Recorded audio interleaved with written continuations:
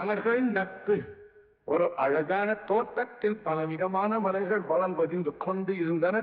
அந்த தோட்டத்தில் ரோஜா, சாமந்தி, ஜாதி, மல்லிகை, சுண்டல் பூவொன்றும் அழகாக மலர்ந்திருந்தது. எல்லோரும் தங்களுடைய வண்ணமும் மனமும் பற்றி பெருமைப்பட்டு கொண்டிருந்தனர்.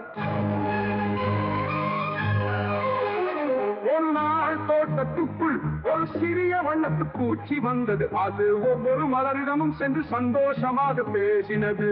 ரோஜா சொன்னது, நான் தான் இங்கிருக்கும் ராணி, எனது வண்ணமும் வாசனையும் எல்லோரையும் கவர்கிறது.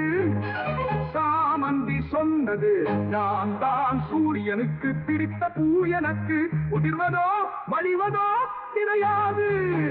இப்படி எல்லோரும் தங்கள் புகழை புகழ்ந்து கொண்டிருந்தார்கள்.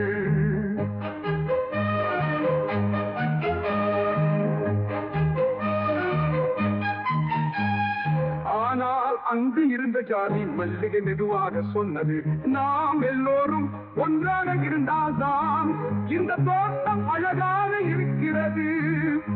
ஒவ்வொரு மலருக்கும் தனித்தன்மை உண்டு. ஆனால் நண்பர்களாக இணைந்தால் தான் வாழ்க்கை இனிமையாக இருக்கும்.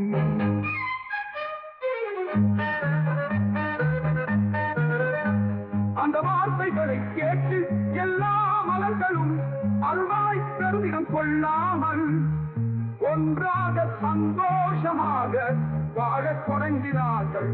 வட்டத்து பூச்சியும் மகிழ்ந்தது. அத்தோட்டம் இன்னும் அழகாக மலர்ந்தது.